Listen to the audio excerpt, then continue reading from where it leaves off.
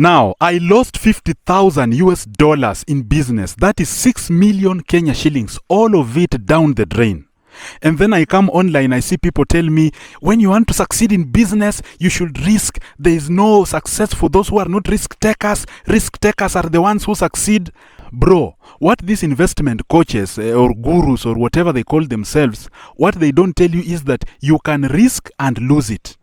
They give you very sweet stories of how you can invest money and make money, but they don't tell you stories of how you can invest money and lose it.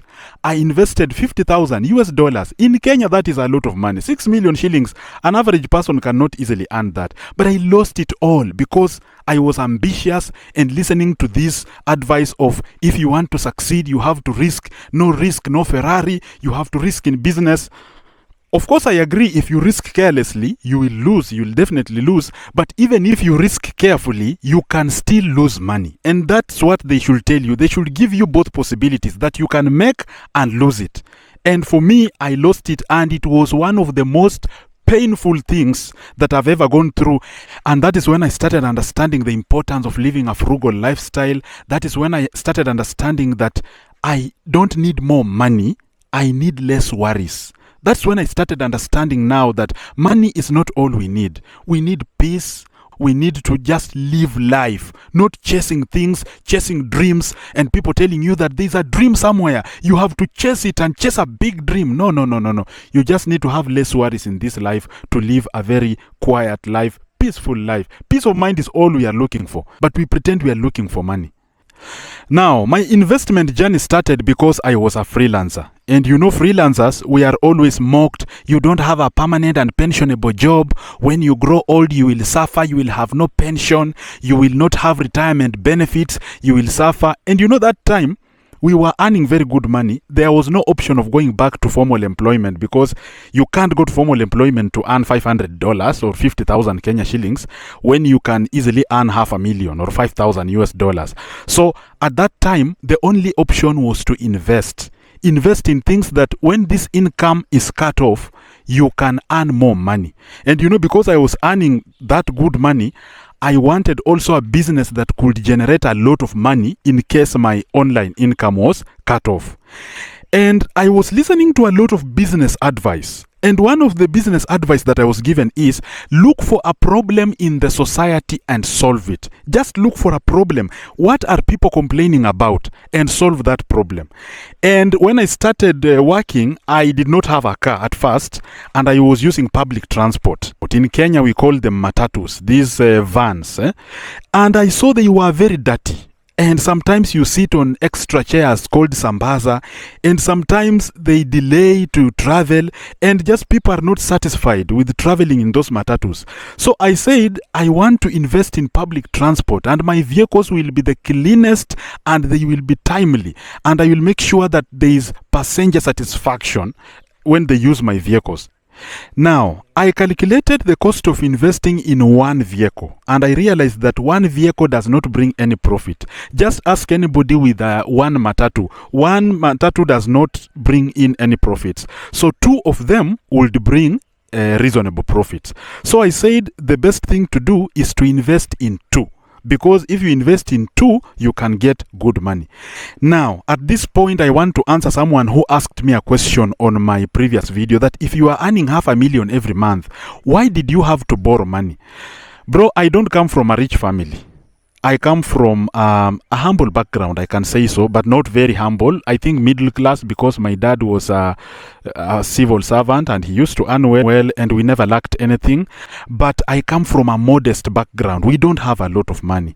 And that time I had saved about 20,000 US dollars from my online gigs as other projects were continuing. And I said, you cannot be late to invest. Start investing now. Now, banks don't lend to people who don't have formal income and security. I did not have any security. That time I don't have a car, I don't have any asset, but I have very good income. So someone tells me that if you go to Mombasa with 20,000 US dollars, that's 2 million Kenya shillings, and you deposit it, they will give you 2 brand new vans that you will use in business. And I say, that is a good deal. So I take my 20,000, that's 2 million. You know that time, bro, that time I was liquid. That time I was doing really well. I take 20,000 US dollars, I take a flight from Kisumu, Kenya Airways, and then I deposit the amount. Then I'm given 2 vans, okay? Then I come back with the vehicles, and then I do everything that I did. I don't want to explain a lot because that's a long thing. Put in a SACCO, you understand all that. The cost of doing that was too high because it went to 500,000. You understand? You have to bribe these SACCO officials. You have to pay NTSA. You have to pay for sticker, pay for what, pay the county, pay. Matatu industry is very funny. So after I did all that, now I'm in business, okay? Now, every month I start paying for these vehicles, start paying for them using my income from my pocket, and some income I used to, if I experience challenges, there's somewhere I used to borrow, then I pay, then I, like that. So that is how it went down. I paid for the vehicles until I finished. Now the vehicles are mine. Now I'm very happy that I'm going to earn a lot of money. Something happens along the way, and this is something Matatu owners will not tell you. There is no money in the Matatu business. This thing I have told people all the time, and they keep telling me that, there are people who are making a lot of progress in the Matatu business. Which progress? Bro, Matatu business does not have money. I mean, come on, bro. Even if it is there, that Matatu is very dilapidated, and it looks terrible, and it just breaks rules, it bribes the police, and there is no long-term future prospects are very poor. There is no money in the Matatu business. I can assure you that. I don't know which miracle people use to succeed in the Matatu business. Probably they can tell me. So I find that the Matatu business is not really making good money because I poured 40,000 US dollars in that business. The 20,000, 2 million shillings that I paid at first, and the rest of the 20,000, 2 million shillings that I paid. around 2 million that I paid. Then I start a business and I realize there is no return on investment. Bro, in Matatu business, there is no return on investment. And I ask myself, then what business can I invest in? Because I look at the business and I realize I was fooled. I had never invested in that business. Now I am in the business itself and it's making losses. That's when I understood this is a problem, a big one. Now what do I do? Then I started considering other investment options, okay? Other investment options. Then I ask myself, what else can I invest in? When I am not there, it should be generating money. Now, I had friends in the clothing business, friends who are running clothing business, very good business, and it was doing well. Then they told me that you can invest here. And this is a problem I want you to notice. Let nobody lie to you that you can make money in something. Investigate for yourself and try to test waters. Now, I'm told I should invest there. And I have 10,000 US dollars. That's about a million Kenya shillings. And I say, let me put here that money. Now that is where the problem started. I will not narrate everything because the video will be too long. Now I put 10,000 or 1.2 million Kenya shillings in that business. Now, do you know what happened? Even before I sold, even before I made profits in the business, I have just invested and I have brought a lot of stock in my shop, and thieves come and they break into my shop and they make away with goods worth 700,000. They go with mannequins, and the shop I had used a lot of money to repair became an empty shell. Now I don't have money to bring another stock, yet I have the shop, I have paid rent, the shop is ready, I have paid rent, but my stock worth 7,000 US dollars is gone. The money is gone. What do you do? Then I say, let me borrow extra money to continue with the business because I have hunger to invest. I have a lot of hunger to invest money. Then this is where now borrowing started. I borrow 5,000 US dollars from a local microfinance. I will not mention the name for reasons well known to me and some of you. After borrowing the money, I realized that I did not read terms and conditions in terms of interest. I used to think that the money would be like a bank lending to anybody at reasonable interest rates. But the interest was huge and I started struggling paying. So the clothing business is running on credit. The Matatus are struggling. There is no money that is coming in. And then we have a loan that I'm paying.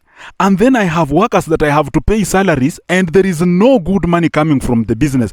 Now, this is what I want you to understand about business. The business world is very funny. If you are not prepared, it can consume you. So I'm paying salaries, I'm looking for stock, I'm going for losses, police officers are arresting my vehicles, and then I go to the police station. You have to give the OCS this amount of money so that he can release your vehicles. And then I started experiencing a lot of stress. And do you know what happens when you start experiencing stress in business? Also, money starts disappearing. And when money started disappearing, then I don't know why money is disappearing. I don't know. I will tell you later. Money is disappearing from my shop. Money is disappearing from my vehicles. And I don't know why money is disappearing. I go and borrow $6,000 from a friend in Nairobi. Now, this is the worst mistake I have ever made in my life. The worst of the worst. I borrowed 6,000, about 600,000 Kenya shillings. Now, after borrowing that money, I continue losing money in business because I'm doing my freelance jobs. I have my clothing business. I have my transport business. And again, I have debts to pay. I'm paying salaries. A lot of things are happening. Now I find myself, I can't do anything. And you remember I've narrated here how the marriage was putting me in problems. The marriage is not working well. Everything is just in shambles. So I start falling behind on debt repayment. Now, not all debts. This one debt of $6,000. I have never failed to pay my debts. The only debt that I experienced challenges to pay was this one debt. Okay? This one debt of $6,000. So I had problems to pay that amount of money because now I said, if I don't pay this microfinance, I'm going to be in problems. If I don't pay salaries, my employees are going to strike and I will not make even little that I'm making. Now I just became confused. Now I fell behind on paying that debt, but I was paying all other debts. I said, let me pay all other debts, then I'll pay this $6,000 or 600,000, the last one, because at least this one we could reason with him about the interest rate. But these other ones were very bad debts because the interest rate was huge and the collateral was big. The collateral, I had property that I had put as collateral. So I paid all my money and finished. Now, this guy had borrowed $6,000 goes to court. And after going to court, you know, I have never been taken to court. I'm very green. I've never been taken to court. So they serve me with a statement of claim and I don't appear. Of course, I am aware of the case that is going on and I read about the case and I hear that they can say that I pay 1 million Kenya shillings, which is $10,000. And I think that is not bad. So I let the case go on and true to my word, the judgment comes out and it says that I should pay $10,000, which is about 1 million, and costs which were about 100 or 200,000. And I consider it reasonable. But this guy is doing things behind my back. This guy is doing underhand deals to attach my property, bribing lawyers and doing a lot of bribes and changing things. And he uses a lot of his knowledge of networks and everything, and he attaches my property. And the court is very good. Actually, the court is good. The court says that we have attached this property, serve him a proclamation notice, serve him a demand notice so that he can pay this money, failure to which you can auction his property. Now, this guy does not serve me a demand notice. The guy does not serve me a proclamation notice. Nothing is served to me. He just comes with the people who call themselves DCIs and they come and then they ambush me and then they auction my property worth over $40,000 and they go with it. And my shop, I close it down because now I had put their money. Now I close it down because it's not bringing any profits. Now I start chasing this property that is going.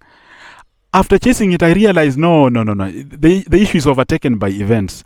He has sold the vehicles at a throwaway price. He has given himself money. Then I come back. I found my clothing business is down.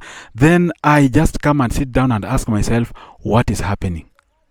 And now I report this guy to the auctioneer's board because even the court cannot do it. The court that enabled the seizure and the sale of my property, although the court followed procedure, he did not follow the procedure. And the legal process is too slow. There are lessons that you now start learning about risking and business and money and everything. You know, that is when I started studying about money market funds. Then I started asking myself, why was I not putting 6 million shillings in a money market fund? What prevented me from buying shares with 2 million Kenya shillings? That's 20,000 US dollars. What prevented me from investigating treasury bills and learning how they work? What prevented me from investing in the stock market and all that?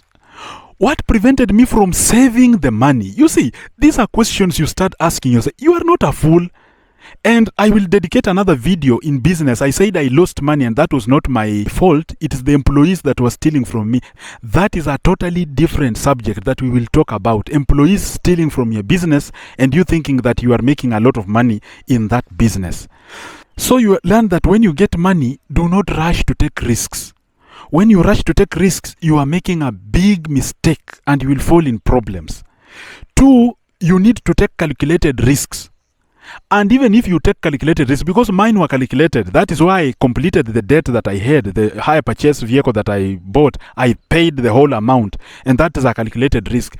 But then you start learning the importance of being present, even if you take calculated risks. Because let me tell you, if you are not present in your business, if you risk and you are not there and something is generating money and you are employing people to take care of that thing, they will steal from you. Are we in agreement? And then the stress that the money has put me through, you start learning that it is important to keep money. It's not how much you earn. It is how much you keep. Keep the money you earn. Anytime you get money, even if it is $50 or 5,000 Kenya shillings, find something to keep from that money. Do not be quick to buy things and impress people. No. Keep it. If you want to stay in a village like me and avoid paying rent, if you can avoid that cost, avoid it. Avoid it.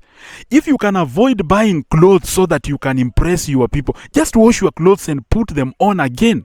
If you can avoid buying some of these gadgets like iPhones because you want to impress people, if you can avoid.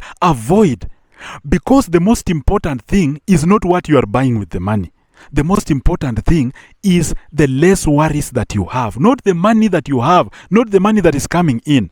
You need to have less worries in this life. That is now what I started learning about later. So I'm concluding this video. I don't want it to be long, and the point I'm making for you specifically today is that risking will not necessarily reward you. Risking can put you in problems. Before you risk, take your time to think about the risk. And if you have to invest in business, be there. Watch that business grow. See it grow. Assess how your employees are running the business. Sack anybody who is trying to bring some problems in your business. And a lot of things that you will learn along the way. Some lessons you will learn on your own. I will not teach you. But again, the most important thing I got to learn is that we have economics. In university, in colleges, there are people who go to learn economics. Befriend these people who learn economics. Learn from them about interest rates. Learn from them about how business works. Try to learn how these things work. Because economics affect everybody, but a few people learn economics. This is what I have been telling people. Let us just learn economics from primary school. Because money affects everybody. Money affects you right from birth to the day you are going to die. So allocating economics to a few people to learn that, I believe it's a problem. Although I understand, because a few people study healthcare, a few people study teaching, but economics will determine your peace of mind. Economics will determine how you think, how you operate. Economics will determine everything. So learn economics, befriend economists, try to understand different investment options, because this one is going to directly affect you. But the most important thing, work, and when you earn, save that money. And the most important thing, you don't need a lot of money. You need fewer worries in this life. Thank you for listening to me. This is Gedia Kali, and we shall meet again in another video. Peace.